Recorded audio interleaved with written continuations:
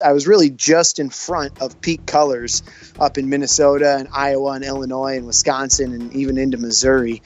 So that was just really gorgeous, seeing all those burnt oranges and reds. It's like somebody melted crayons into the trees. Episode 340, Will Collins is back to update us on the rest of his trip down the mighty Mississippi in a canoe.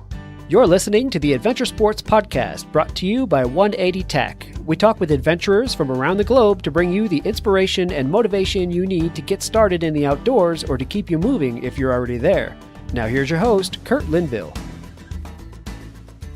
Hello, thank you so much for listening again to the Adventure Sports Podcast. Kurt here. I have Will Collins back with us, and a lot of you probably remember, it wasn't that long ago that Will was on the show in episode 331. He was a little over halfway down the Mississippi in a canoe, canoeing the full length of the Mississippi from source to sea, and he has completed the journey, and I got him to commit to coming back on to telling us the second half of the story, so I'm so excited to hear about how the lower river went. Last time we talked, he was near Cairo, Illinois, and so he went from there down the rest of the river since then. So, Will, how long was it since we talked last? It's probably been, what, a month?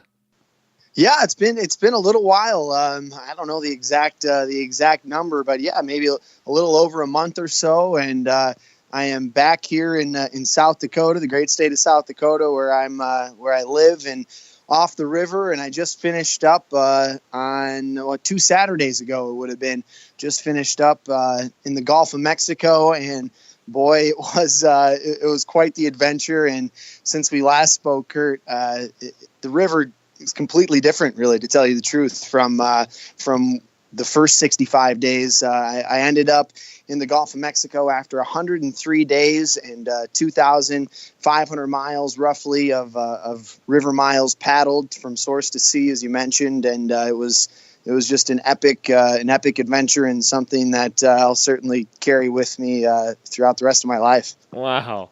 Well, that's so cool, man. So for our listeners, go back to episode, let's see, what did I say it was? 321. Go back to episode 321 if you haven't heard the first part. Listen to the first part before you listen to this one, because this is the continuing saga of the Mississippi River journey. So anyway, go back to 321 and then listen to this one. So, Will, let's pick up kind of where we left off, but a couple of bullet points just to get people kind of into the rhythm of the adventure. You decided to do this trip. You're going to test my memory here.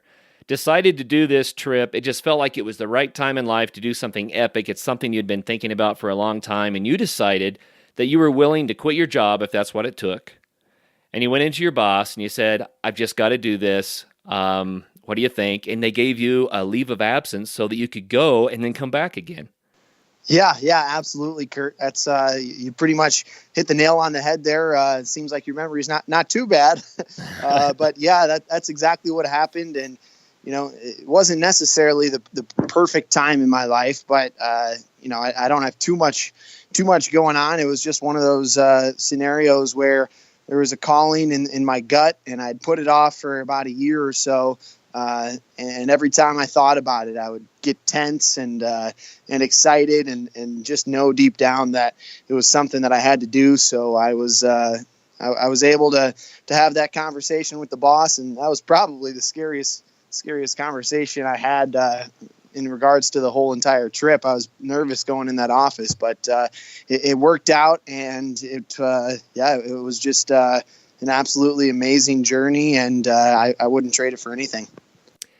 Well, the reason I wanted to tell that part of the story is because it stood out to me in the last one, because you got committed to doing something that you knew would create a lifelong memory, something that would always be there. And you were so committed to that idea that you were willing to quit your job for it. And when you stepped forward, you didn't have to quit your job. Things start working out when you pursue a dream like this. And I just think that was so cool. So it's inspirational. And that's one of the big things that I took away from this trip, Kurt, is that once it's always scary, no matter what it is, whether it's an adventure, whether you're trying to start a new business venture or whatever it is, it's always scary to step out on that ledge. But once you take that step and you fully commit to it, people come out of the woodwork to help you, and people recognize that you're trying to follow your passion, and they respect that. And at least that's what I've found. And it's hard to take that first step, but once you take the plunge, you might think you're alone. I certainly thought that I would be kind of doing this solo, and most people would dismiss me as crazy, which I am, and a lot of folks did. But once you take that plunge, people come out of the woodwork that are willing to help. Yeah, that really is true. You've heard people say, probably will, if you catch yourself on fire, then the world will gather around to watch you burn. Okay, this isn't really what we're talking about here, but the point is that when you step out on a limb, then people step up to the plate to say, wow, I want to be a part of that somehow. And it's a common theme with the people that we visit with about, these adventure sports. And I just throw it out there because we all have a dream and we all wish that we could do something. And it's so easy to say, oh, it just wouldn't work out. But you never know until you actually say, I'm doing what's going to happen. But not everybody was supportive. Some people did think you were crazy. Did you get a lot of pushback when you told everybody, I'm going? Oh, yeah, certainly, especially once I had stepped out and kind of proclaimed that this is what I was doing and things were in the works, but I wasn't fully on the trip yet. Yeah, absolutely. Lots of, and even on the trip, I mean, all kinds of people telling me I'm crazy. And like I said, I certainly am. You got to be a little crazy to do something like that. But yeah, lots of doubters. But at the same time, there's a small percentage of people that are able to go out there and really do what they want and not be afraid of those consequences. And yeah, it's a little bit of a different thinking process, but you got to do you got to follow what your heart says. Oh yeah. Yeah. Well, a couple more highlights from the first episode. You had started at the source, which you named the lake, and I don't remember the name of it, but the source of the Mississippi. And what was the name of that little lake? Lake Itasca up in northern Minnesota. And at times it wasn't even really canoeable. You were like dragging your canoe through marshland and stuff. But then it became navigable, right? Yeah, absolutely. Yeah. The first stretch was it was pretty wild. When you think of the Mississippi River, you think of a big roaring, or at least slow flowing, but massive river. And yeah, up just south of Lake Itasca, the first couple days, there's beaver dams that you'd have to drag your boat over. There was sections of it where the width was smaller than the canoe, so you had to kind of tromp through knee-deep mud in the swamps of northern Minnesota.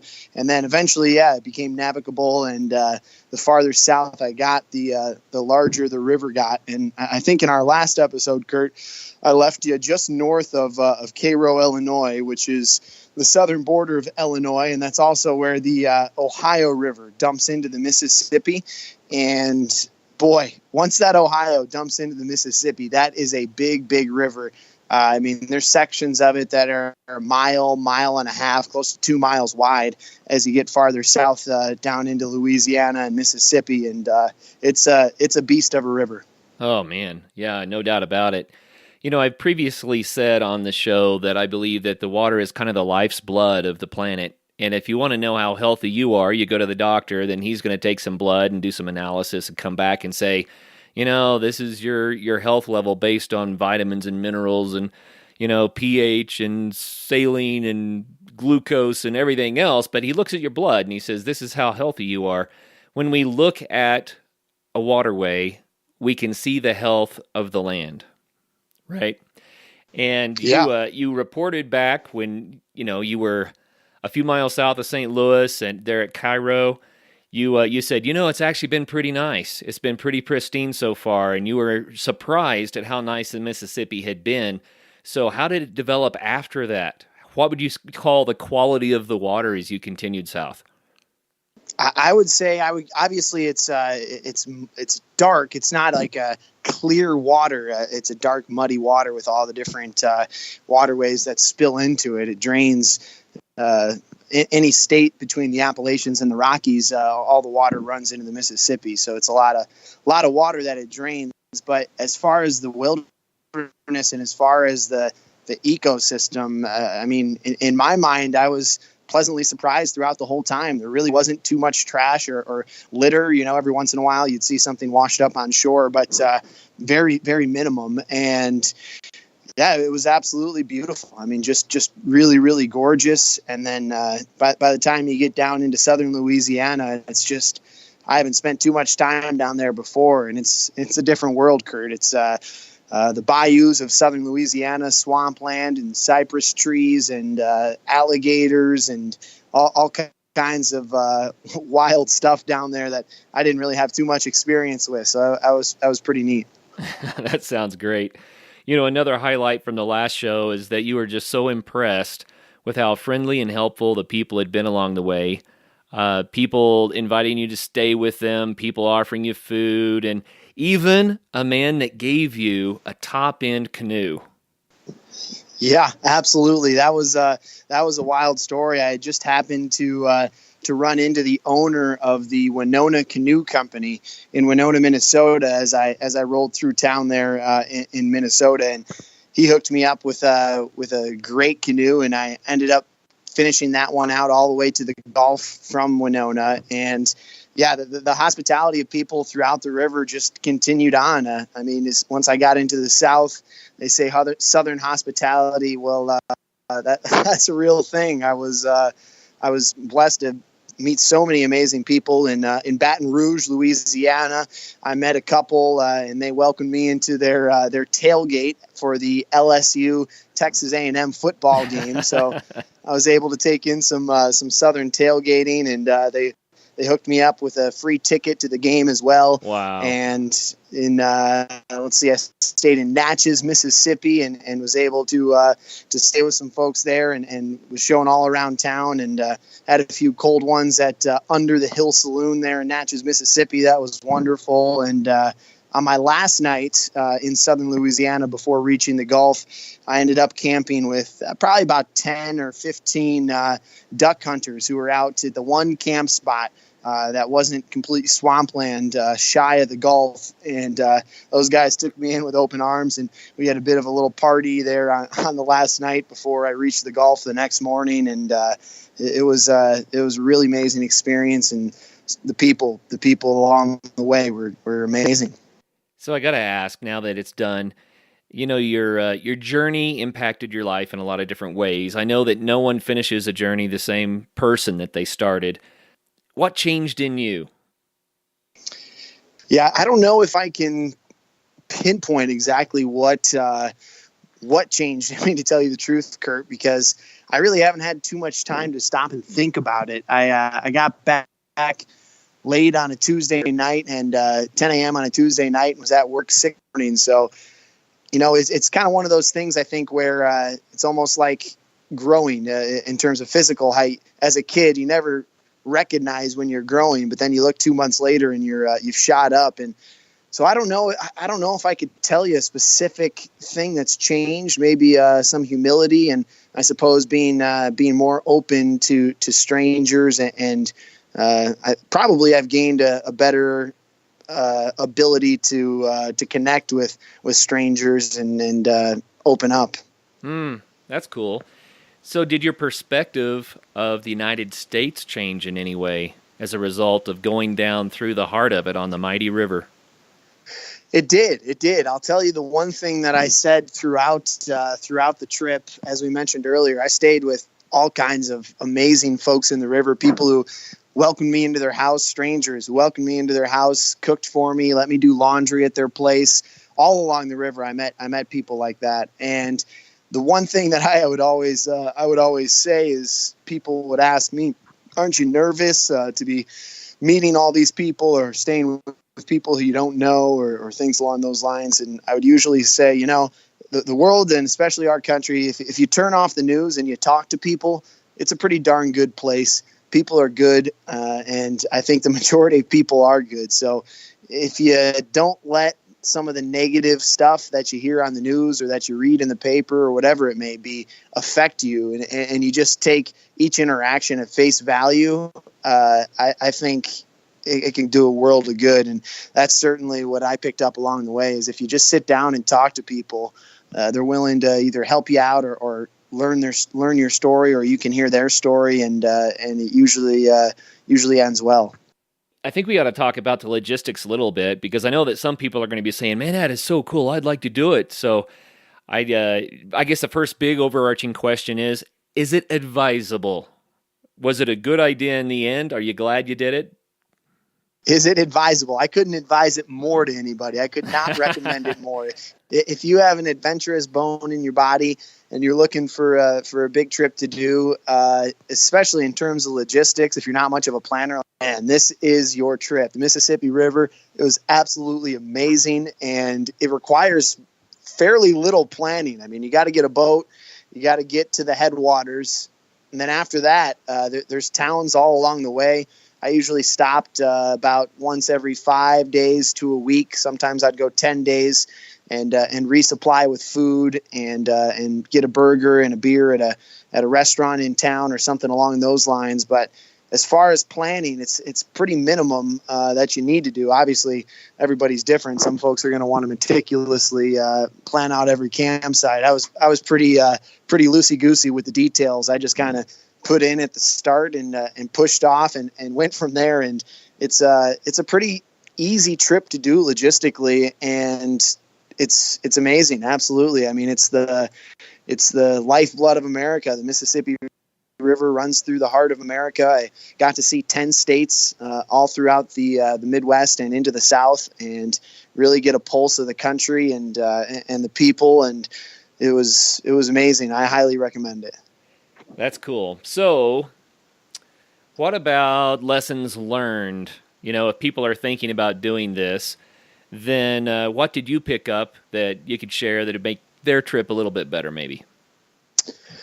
I would say obviously be open to encounters with people. And from my personal experience, I would say plan a little bit longer maybe than you think, because, and it all depends on how you want to attack the trip, whether you're trying to just do a straight wilderness trip and push all the way through and stay every day on the river. But for me, I got a lot of joy from checking out all these river towns along the way. I mean, I stopped in dozens and dozens of small towns along the Mississippi River, all the way from Bemidji, Minnesota, in northern Minnesota, to some small towns south of New Orleans, in southern Louisiana, and everything in between. And I thought it was neat just to see the culture of all the different river towns and all the different people who inhabit those river towns. Because tell you what, some of the Southern Cajuns in southern Louisiana, it's a whole different culture and a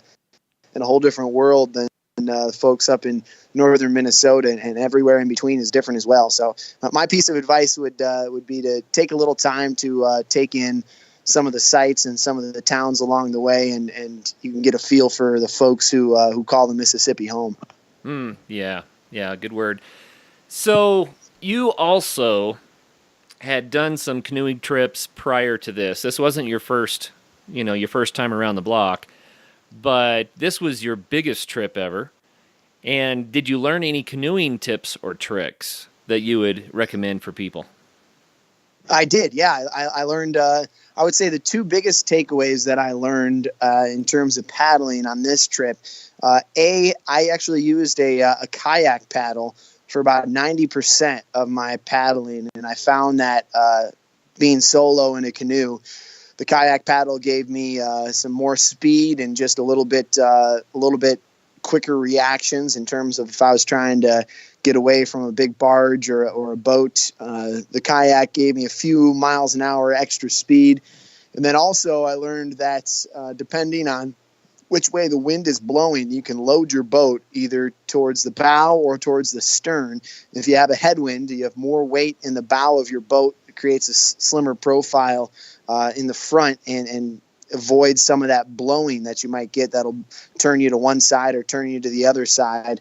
And same goes for the stern with a tailwind. So loading the front and back of your boat, depending on wind conditions, certainly helped me out along the way. So I was thinking about what else would people need to know to successfully do this journey, and I know that there's a ton of stuff. How much experience do you think people need, in canoeing and doing multi-day trips in a canoe before they dive into something like this? Personally, I would say very little. You got a long time to learn. So up in northern Minnesota, the stakes are not very high. By the time you get to New Orleans and southern Louisiana and even Mississippi, stakes are definitely higher with lots of traffic, freighters, ocean-going vessels, barges, you name it. It's pretty busy in the south of the river. But if you had little experience, by the time you got there, you'd be able to be comfortable. And up in northern Minnesota, where the river starts, it's ankle deep and not very technical. So I would say I think the biggest important factor in terms of having a successful trip is having a good attitude and just the will to want to push through when the days get tough. As any adventurer knows, it's never all easy. You certainly have days where the wind's blowing and the rain is falling sideways and it's cold, but those are the days that you got to be able to push through. But in terms of experience, man, I'd say if you got an inkling for it and you've never been in a canoe, pick up a boat, get out on the water a few days before you head out and just make it happen. Right on. It's official. Winter has arrived, and Bent Gate Mountaineering is prepared to help you get ready for your epic winter. Come check out the latest in alpine touring, telemark, NTN, and splitboarding gear. They have brands like Black Crows, DPS, Dynafit, G3, Icelantic, K2, Technica Blizzard, Arc'teryx, Mammoth, Solomon, Volley, Neversummer, Jones, and BCA. And you do need to be safe out there. Bent Gate has the latest in avalanche safety gear. They have beacons, airbags, shovels, and probes, and they're ready to help you educate yourself on snow safety. They also rent out gear, so you can get your skis and your boots there, as well as your avalanche safety equipment. What's more, they also have free demo ski days at local resorts, so you can try out the latest gear. Now, how much fun does that sound? So swing by Bent Gate in Golden, Colorado, or go to bentgate.com to find your new gear, as well as to get updates on all of their events.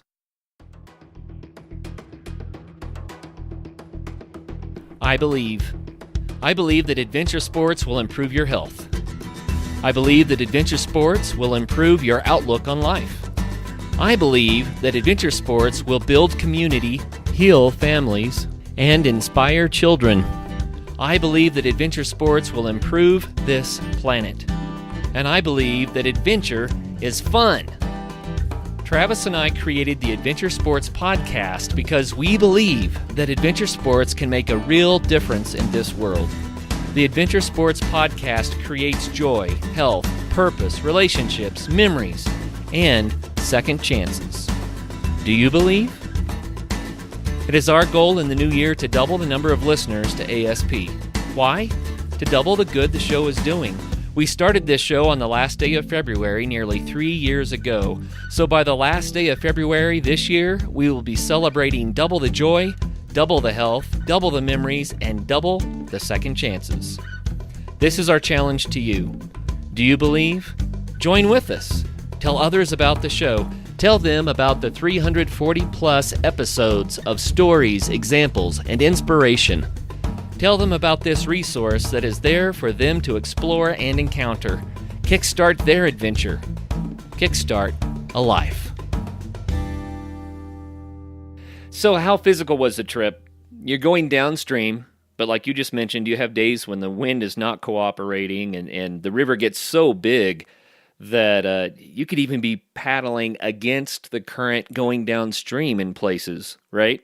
Because of eddies and what have you. So how physical did it turn out to be? Was it pretty exhausting, or was it like, nah, I'm just coasting? Yeah, it was, I would say it was somewhere in between. Of course, when you get into the groove of it, you're kind of used to it by the time you hit, day 15, day 20. It's like working out. The first day you work out, you're going to be sore, but after that, you can kind of coast along with it. But the river never really flows quick enough that you can just sit in your boat and let the current push you, kind of Huck Finn style, like you might think in your head.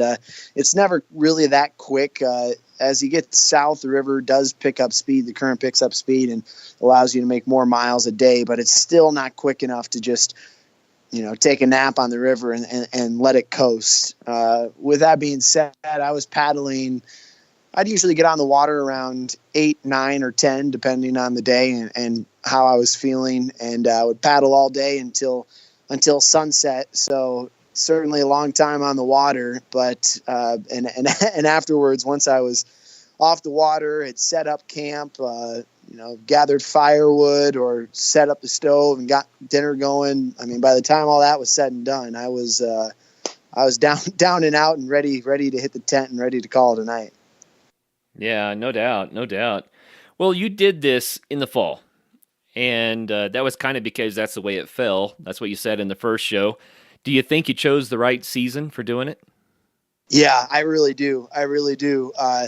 It was just absolutely beautiful. I mean, I was kind of right on the line. I started on the 23rd of August in northern Minnesota, so I was kind of paddling the line of fall and summer. And as I worked south, I was able to take in all the turning trees in the North Country, and I was really just in front of peak colors up in Minnesota and Iowa and Illinois and Wisconsin and even into Missouri. So that was just really gorgeous, seeing all those burnt oranges and reds. It's like somebody melted crayons into the trees, and that was gorgeous. And then also the two big things that I liked about doing the trip in the fall is, it was cool at night, so the mosquitoes weren't bad. I didn't really have mosquitoes until I got south into Mississippi and Louisiana, where it warmed up, and even then I had cool nights most of the time. A few nights it was warm enough for the mosquitoes to come out, but with that being said, you do get cold nights. There was times where it was below freezing and I was bundled up sleeping in the tent, but you wear enough layers and you got a sleeping bag. It's not too big of an issue, but if I had to do it again, I would do it in the fall. And mosquitoes is the big reason. And then also, once you get into the south, into Mississippi and Louisiana and Arkansas, they say that summer heat can just melt a guy down there, and I didn't have to experience it in the heart of summer with that humidity as well. So I was paddling, and it was 75 and sunny, and perfect. I guess that I have a few questions just to kind of draw out more of the experience a little bit. What would you say was the most beautiful stretch of the river? Was there a section that just blew your mind with the natural beauty? Most beautiful sections of the river, I would say that in southern Minnesota, northern Iowa, and in Wisconsin as well, and even a little bit into northern Illinois. It's an area there that they call the driftless section. And it was unlike a lot of the Midwest. I guess the glaciers didn't roll through that area, so it's not flat. There's real big bluffs, several 100 feet bluffs, and there's areas that look like you could even go rock climbing if you wanted to, which, if you've never been there, it sounds wild to talk about that in Iowa and Minnesota, but that section was absolutely stunning around Red Wing, Minnesota and Winona, Minnesota. Just really, really beautiful, big, tall granite bluffs hanging over the river. That section was gorgeous. And I really also enjoyed southern Louisiana when you get into some of those bayous and Gator territory and swampland. And, there's all these trees that are sticking up out of the water and cypress groves. And it's just kind of a different world down there than what I'm used to. And that was gorgeous as well. But really the whole trip, to tell you the truth, the whole stretch was unique and beautiful, and it was amazing. What kind of wildlife encounters did you have along the way? Yeah, so there was one instance, bears and moose and all that stuff. I'm pretty used to camping in the Northland. I got a lot of experience, and don't faze me too much. I kind of know how to handle those situations. But man, in southern Louisiana, it's a different game down there. And there was one night where I was paddling and sunset was coming in, and I got off the water and I was camping on a sandbar that butted right up to kind of like a forest, but it was a low-lying forest. It was kind of a swampy, what you would imagine like a southern Louisiana bayou swamp area. So I pull off right around sunset, couldn't push anymore. It was getting dark. There's all kinds of huge ocean-going vessels that are passing back and forth, so you can't risk paddling at night with those. And I set up my tent and I'm all ready to go. And as I'm walking back towards the boat to load the last load of gear from the boat, I look down and I see tracks in the sand, and they look a little bit like human handprints. I knew they weren't human, and I've never experienced alligators in my life. But as soon as I saw that track, I knew in my stomach. I was like, "Oh man, that's a gator track, and that thing is fresh." And I had a little bit of service on my phone, so I Google gator tracks, and sure enough, the first image that pops up, it's like a splitting image of the tracks that are in the sand, literally 5 feet from my campsite where I just set up my tent. And so I look at those tracks.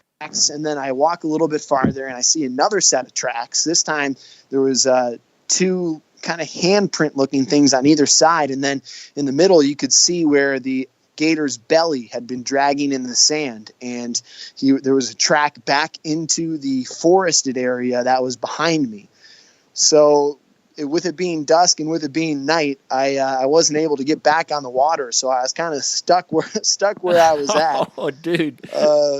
So I didn't really know, I was trying to Google, do alligators attack, all this type of stuff. And I was, I just ended up building a big fire and trying to make my presence known and tried to leave some logs on the fire so it'd burn through the night and sleep as close to the fire as I could. But that was definitely a night that I didn't get too much rest as I was thinking about that gator. Man, that's a good reason to have another person along with you, just so you can take turns keeping watch. Yeah, absolutely. That was definitely one of those nights where, like I said, didn't get too much sleep, and I had the cooking knife next to me in the tent the whole evening.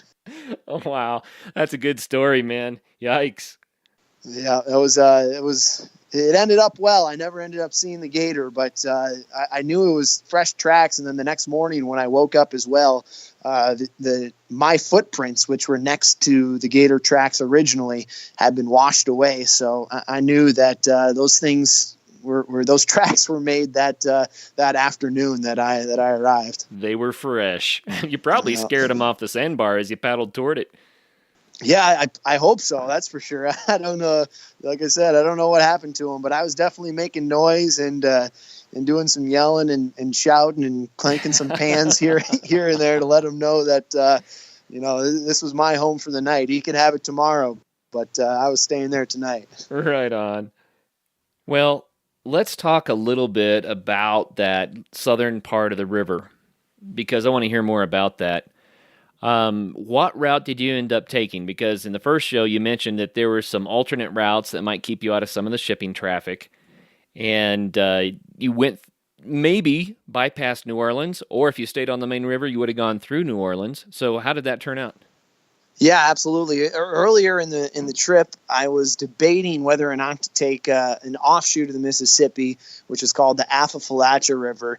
And lots of folks who through paddle it do end up taking that stretch. It's a little more wildernessy, and you don't have to deal with the busy traffic and port cities of Baton Rouge and New Orleans. But I decided to stay with the main channel all the way through to the Gulf. And man, it was wild. I would say the only section that I was nervous in or anxious or stressed out was between Baton Rouge and New Orleans. Once you got into Baton Rouge, man, there was freight traffic, so huge, massive oil freighters, cargo ships that you would see, like in the port of or in San Francisco Harbor. I told a few people the best way that I could describe it is not even really like you're paddling a river. It's so wide. It's like you're in a massive either harbor or lake, really, with a little bit of a current. And the traffic in there, man, it's if you've ever seen San Francisco Harbor, I imagine as a kid I saw it, and I just remember all the huge cargo ships and freighters coming from from the Pacific and going to Japan or wherever they may be going. And it's not too different on the Mississippi. You just have massive ships. And the other thing is that on either side, you have to kind of play your cards, because on one side on the river they have the containers that go onto the cargo ship. So if you can imagine like a 18-wheeler, a semi-truck, take the cab off that semi-truck, then you have just the container that the goods would be in. Essentially, they have those, but they're floating on a barge, on a container, and they have all of these semi-trucks essentially anchored or moored up to either bank. So there's about 5 or 6 truckloads wide that are stationed on the side of the river. And there's all kinds of little ships that are going around and working on those containers, moving them from one spot to the other, adjusting them, getting them ready to load up onto the cargo ships. So you can't really stay on one side, because there's several hundred feet where these containers are lined up, and then there's busy bees that are moving all around these containers. And if you get too close to one side, one can pop out from behind a container and not see you. So you can't stick too close to the side. And then when you're in the main channel, you have these huge freighters that are either taking cargo, or they're taking oil, or they're just a typical barge that's pushing coal or grain or whatever it may be. So you kind of have to pick your poison. Between Baton Rouge and Louisiana, or between Baton Rouge and New Orleans, it was just really busy. And there was a few times there where I was certainly nervous and kind of had to have your wits about you 24/7. And at one point, actually, I'd say the closest I got to being real scared and worried about how the situation was going to be handled. I was paddling, and I was near the edge of the river, alongside some of those containers that are anchored up on the bank of the river, on the right bank of the river. And out of nowhere, another barge comes up northbound, and he's hugged pretty close to the side of those containers as well. So usually I'd stay in the middle of the river, and then I'd be able to pick either left or right side of a northbound vessel. But for this time, I was stuck on the side, so I didn't really have anywhere to go. And there was a gap probably of about, 15, 20 feet wide between this barge and then the moored up containers on the edge.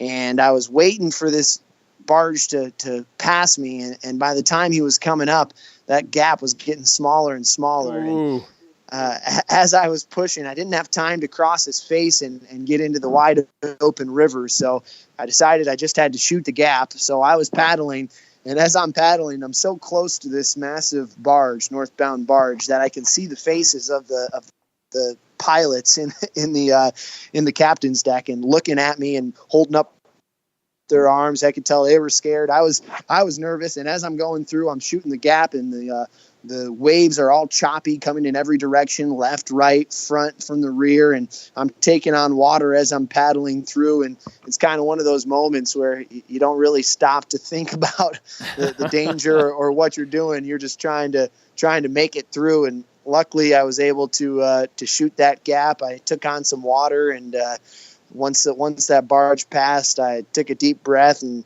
took about 10 minutes to sponge out the water that I took on in the boat, and kept on partying. Oh, the whole trip sounds so adventurous, but that doesn't really sound like fun to me. That part right there.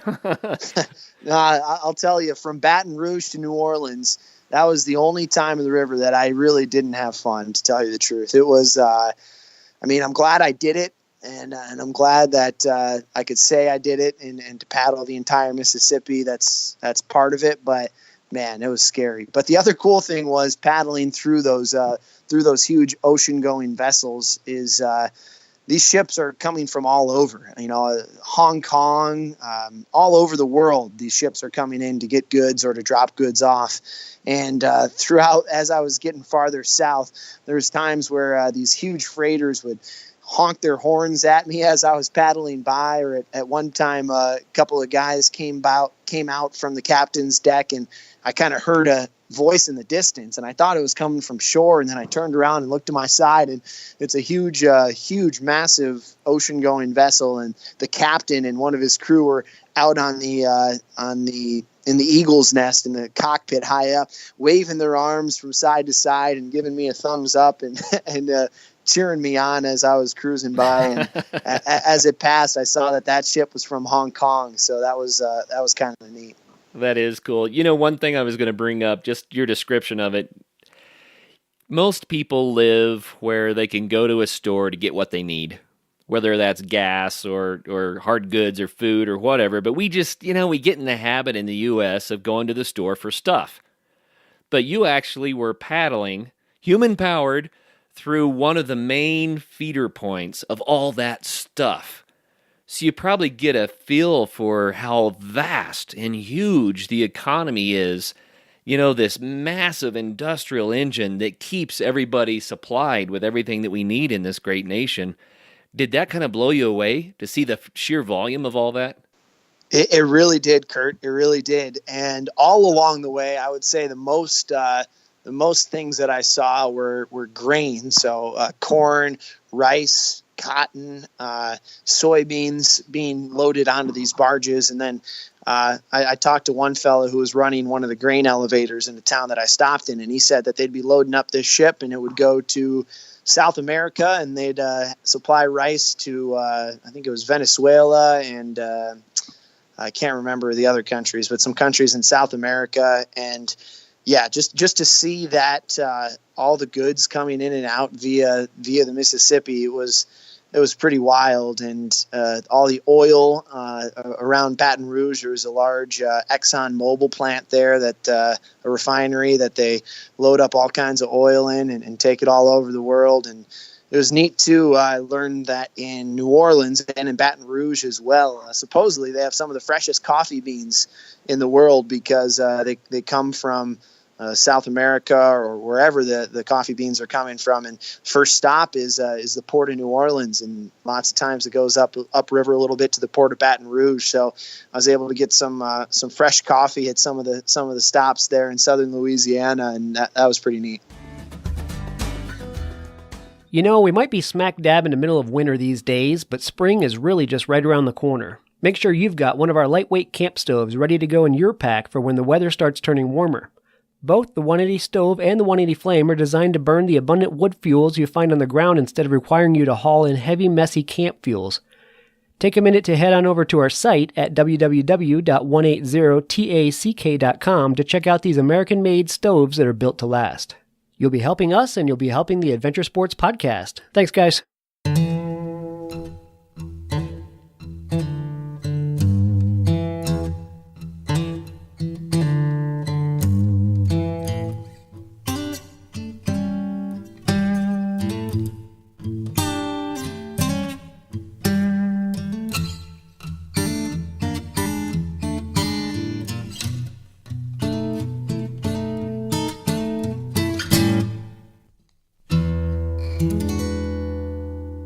I want to hear about the last couple of days when you actually got south and east of New Orleans and you're getting out into the Mississippi Delta.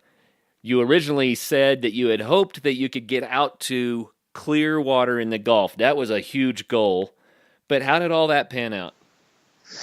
Well, so I had originally planned to finish a day earlier than I did. However, I got pushed off the river 2 days in a row due to some serious thick fog that rolled in off of the Gulf onto the river. And the day before I was trying to finish, I was paddling, and it was probably about 3 o'clock. I was hoping to go until about 5 o'clock in the evening. And I was paddling and just this thick fog rolled in, and it was so thick that you couldn't really even see 10, 20 feet in front of you. Ooh. And as I'm paddling, I'm sticking to the shoreline and I'm kind of debating my options. And then all of a sudden, out of nowhere, I just hear the low bass of one of those freighter horns. And that was enough to scare me silly. And I couldn't see him at all, but I could hear his horn and I could hear that he was close. So I pulled off the river immediately and set up camp for the night a few hours earlier than I wanted. So that slowed me down a touch. But as I got farther south, the last town that has road access is Venice, Louisiana. It's a small little sportsman area. Lots of tuna fishing and sportsman fishing goes out of there. And south of Venice, it's about 25 miles to the Gulf. And the Mississippi south of Venice, it kind of splits into 3 different channels. There's one channel called the South Pass, which is the channel that I took. There's one channel called the Southwest Pass, and then I think the other one would be the Southeast Pass. And the main traffic in terms of freighters and ocean vessels go on the Southwest Pass. So I stuck on the South Pass, and the day before I got to the Gulf, I ended up camping with a bunch of duck hunters, and it was just awesome. They were super amped to hear about all my stories and hear about the journey. And I was happy to be camping with them for the last night. They cooked me up a bunch of burgers, and we shared a couple cold ones and told stories around the campfire. So that was neat. And then the next morning I woke up and pushed the final 10 miles to the Gulf of Mexico. And as I got there, it was a pretty wild feeling. I paddled out, and all of a sudden, the banks on either side of the South Pass of this channel disappeared, and it turned into wide open water as far as the eye could see. And I paddled out into it a good little ways, and it wasn't like I imagined. I kind of imagined that the river would be pouring into the ocean, and you could see the mixing of the dark Mississippi water with the blue Gulf of Mexico. It wasn't quite like that, but I definitely knew I was in the ocean as I paddled out and started feeling the currents and the ocean waves rocking my boat, going up and down underneath my boat, and washed my face with some salt water, and it was just absolutely amazing to see that the whole horizon filled with the ocean, and there was pelicans, brown pelicans all around me. They were circling around my head, and then they would just dive bomb straight down into the ocean and into the water surface and grab fish and kind of guzzle them down their beak. And it was amazing after 103 days to finally reach my goal and hit the Gulf of Mexico. The end of a journey is such a mixed feeling, isn't it? It's like I accomplished the goal, you want to celebrate, but at the same time, it's like, oh, it's over. But then at the same time, it's like, oh, thank God it's over. Yeah. So absolutely. What were your emotions as you experienced all that? Man, it ran the gamut. I think the first thing I did was pound my chest and let out some whoops and a nice long string of enthusiastic swear words as I was pretty amped to be there, and just thinking about it, and just pure excitement and fulfillment, I guess would be a good word to use. And then after that, I kind of calmed down, and I paddled out probably about a half mile or so into the Gulf, and kind of sat there and watched those dive bombing pelicans and took in the scenes and those waves underneath my boat. And it was kind of the finality of it all coming to fruition. 103 days.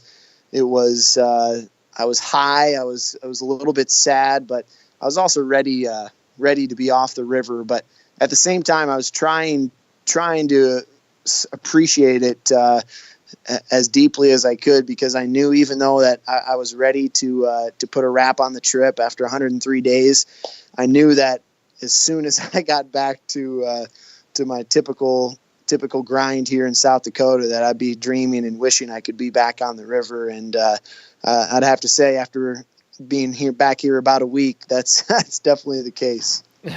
Has the re-entry been difficult? It hasn't been difficult.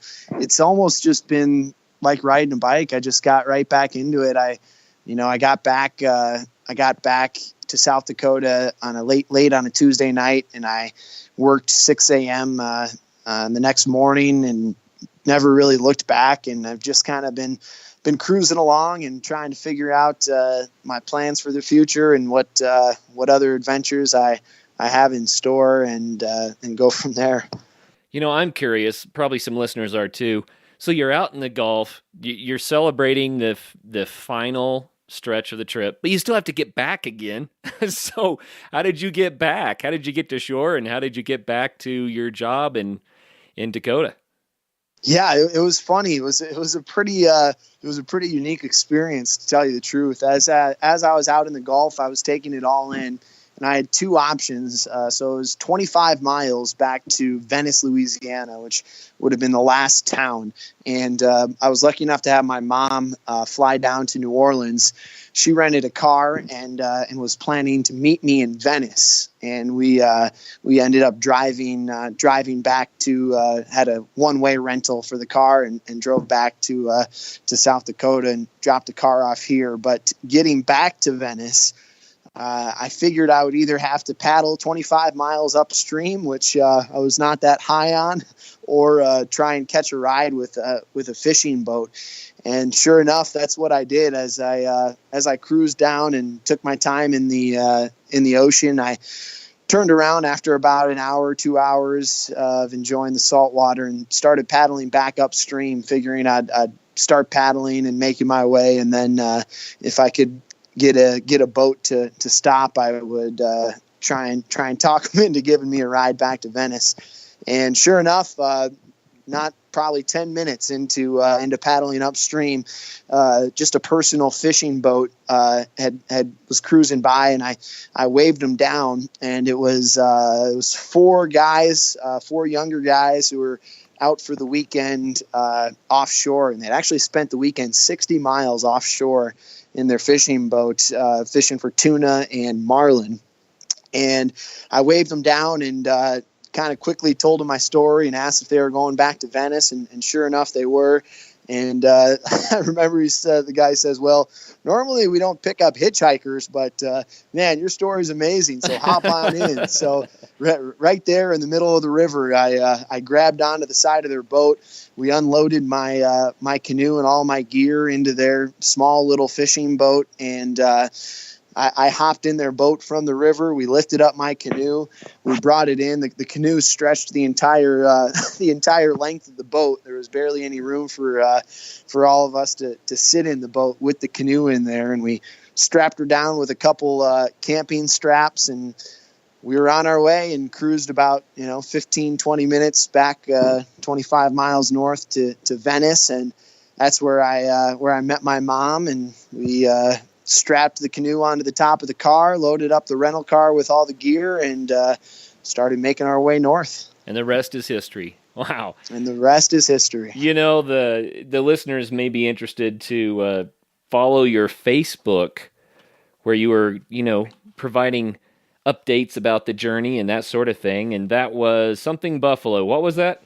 Yeah, BuffaloRoamer, all one word. But if you just type in BuffaloRoamer, yeah, it'll pop right up. And I was surprised at the feedback I got, positive feedback from that Facebook page. It started off just kind of as something I really didn't want to do it at the start, to tell you the truth. But I was being badgered by family and friends asking how they could keep up with me and how I can share the story. So I started doing that Facebook page, and more of anything, it was just kind of a journal entries from the days on the river. And I think there's somewhere around 1,000 people who are following it now. And it's just been it's been neat to see all the feedback and all the people, most of whom I've never met and have no idea who they are, who are congratulating me and who have kind of been dove into the Facebook page and have been following along the whole way. And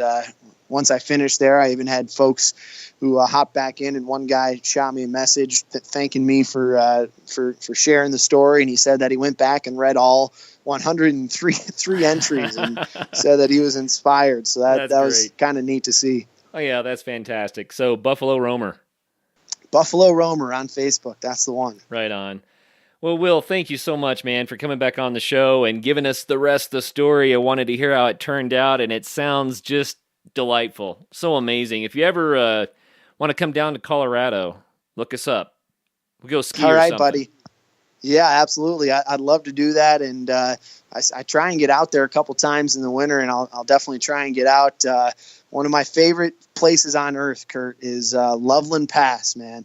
Doing laps on Loveland Pass with the skis is that's about as close to nirvana as I could get. Yeah, and for the listeners, it is awesome. I've done it too. It's really fun. It's free. You just shuttle in cars, but there's a nice wall above it that loads, and we had 5 people die there a few years ago. So make sure you know the snow conditions. You don't want to be caught in a bad slide. But man, it's a beautiful place to catch some turns. I love it. I'm with you. It's gorgeous.